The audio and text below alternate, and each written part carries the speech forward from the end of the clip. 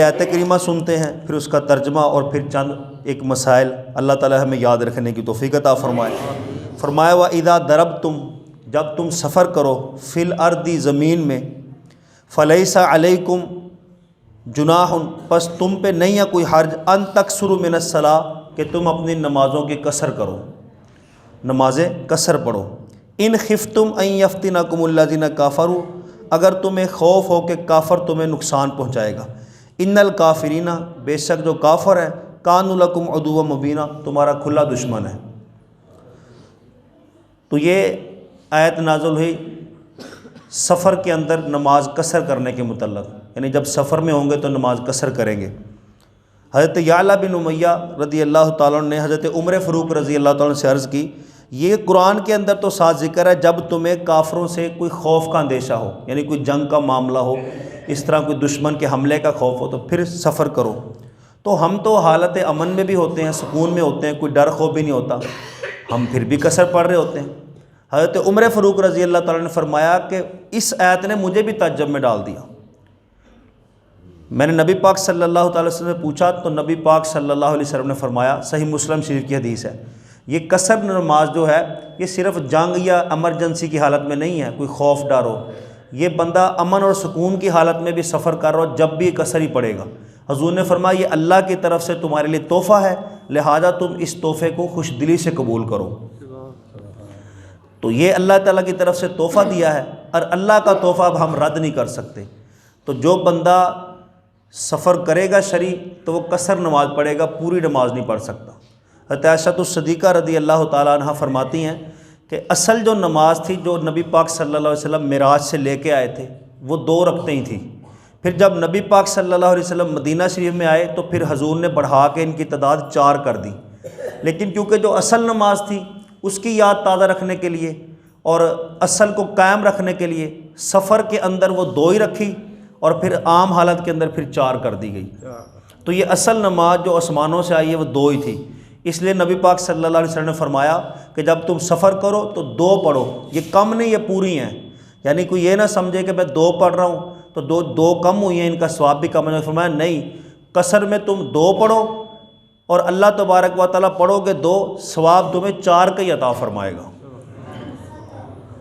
तो अब पहला मसला ये कि बंदे को कब कसर नमाज पढ़नी चाहिए। क्या हर मुसाफिर पढ़ सकता है? नहीं, वाबियों की तरह नहीं कि वो 1 मील का आधे मील का भी सफ़र करें, इधर से स्कूल जाएं या अपने बैंक जाएं, वहाँ भी कसर नमाज़ें पढ़ रहे होते हैं। यहाँ पे नबी पाक सल्लल्लाहु अलैहि वसल्लम के बेशुमार फरमान हैं। तो बहरहाल हम दलाइल की तरफ नहीं जाते। शरी मुसाफिर वो होता है जो कम अज़ कम 92 किलोमीटर या इससे ज़्यादा का सफ़र करने का इरादा रखता हो, वो कसर नमाज पढ़ सकता है। 2 शर्तें हैं मुसाफिर बनने के लिए।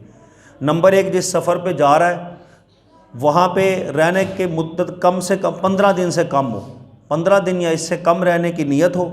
फिर और दूसरी शर्त यह है कि जिस सफ़र पे जा रहा है उसकी मिकदार, उसकी लिमिट जो है वो 90 और 2 92 किलोमीटर हो या इससे ज़्यादा हो। 92 किलोमीटर से सफ़र कम होगा या 15 दिन से रहने की नीयत ज़्यादा होगी तो मुसाफिर नहीं बनेगा, वो कसर नमाज़ें नहीं पढ़ेगा। तो ये 2 शर्तों का होना ज़रूरी है। एक पाई गई, एक ना पाई गई, फिर भी वो कसर नमाज नहीं पढ़ेगा। तो दोनों शर्तें होने ज़रूरी हैं। 15 दिन से रहने की कम नीयत हो और 92 किलोमीटर या इससे ज़्यादा का सफ़र हो तो वह शरी मुसाफिर बन जाता है। अब उसने कसर नमाज़ें पढ़नी है। अब दूसरा मसला, वो कसर नमाज़ें कब शुरू करेगा और कब तक पढ़ेगा। तो अगर शहर से निकला है तो अपने शहर से बाहर होने के बाद, और अगर गांव का रहने वाला तो जब अपना गांव क्रॉस कर लेगा। अब जितनी नमाज़ें आएंगी सारी कसर पड़ेगा, वहाँ भी कसर पड़ेगा। और वापसी अपने गांव या शहर में वापस आने तक, जैसे ही शहर या गांव में वापस आ जाएगा पूरी पड़ेगा, या जब निकल रहा है जब तक शहर या गांव में जो नमाज़ें आएंगी वो पूरी पड़ेगा। निकलने के बाद सारी कसर पड़ेगा और वापस शहर में दाखिल होने से पहले तक ये सारी कसर पड़ेगा। अब एक और मसला है, किसी का सफ़र तो शरी बनता है, यानी जहाँ पे वो जा रहा है 92 किलोमीटर से ऊपर बनता है, लेकिन उसकी वहाँ रहने की नीयत 15 दिन से ज़्यादा है।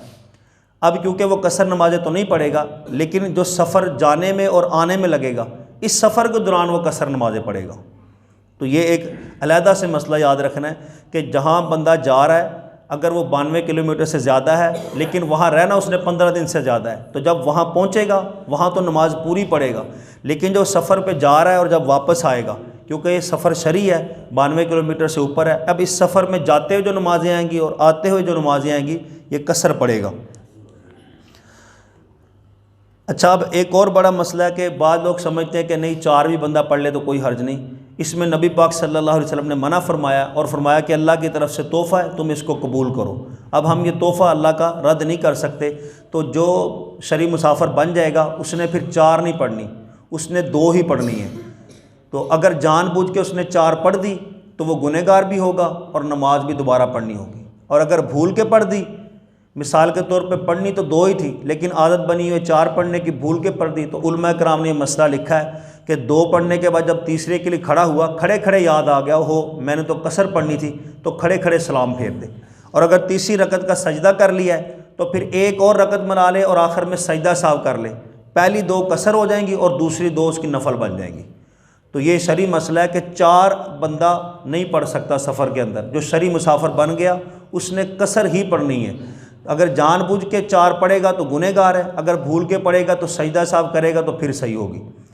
हाँ, अगर वहाँ पे किसी इमाम के पीछे पढ़ता है जमात के साथ, तो फिर वो इमाम की इक़्तिदा करेगा। जितनी इमाम पढ़ा रहा है, 4 पढ़ा रहा है तो 4 ही पढ़ेगा। जमात से पढ़ेगा तो फिर पूरी पढ़ेगा। जब अकेला पढ़ेगा तो फिर 4 पढ़ने की इजाज़त नहीं है, 2 ही पढ़ेगा। 4 पढ़ेगा तो वो गुनहगार होगा।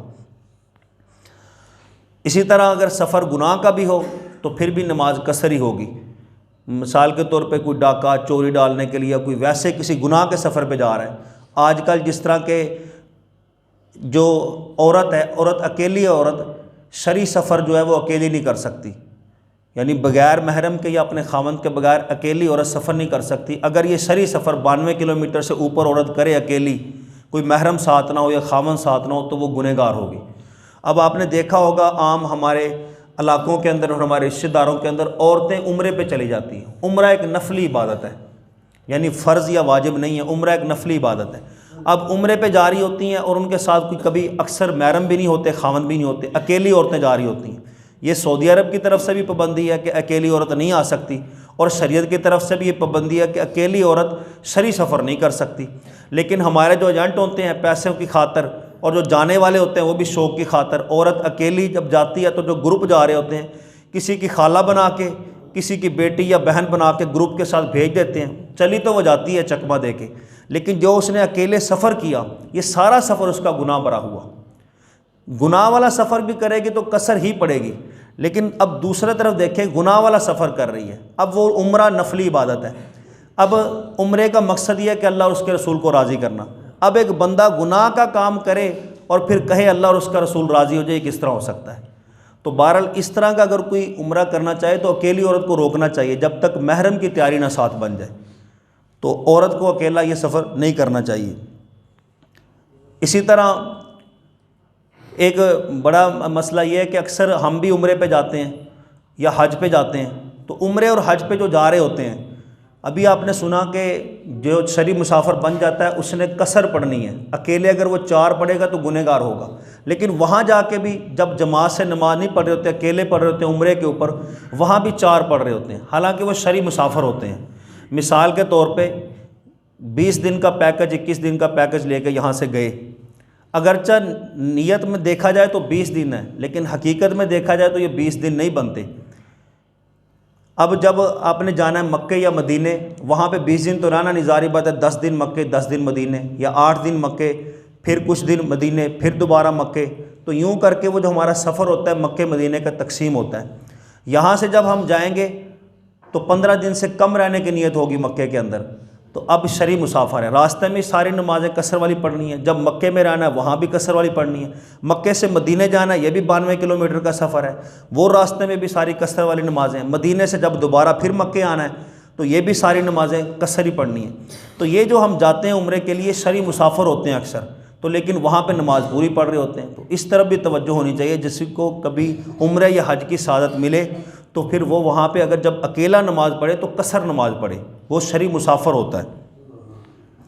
इसी तरह एक बड़ा मसला ये है कि जो मुसाफिर होता है उसको शरीयत की तरफ से आसानी दी जाती है। अगर कुर्बानी के दिनों में वो मुसाफिर बने तो उसको कुर्बानी माफ़ होती है, अगरचे वो करोड़पति क्यों ना हो, लाखों अरबों रुपए की मलकियत का मालिक हो। तो जब अगर वो शरी मुसाफिर है तो वो कुर्बानी के दिनों में मुसाफिर बना हुआ तो उसको कुर्बानी माफ़ है, अगर दे तो उसकी मर्ज़ी है, वो नफली होगी, उस पर वाजिब नहीं है।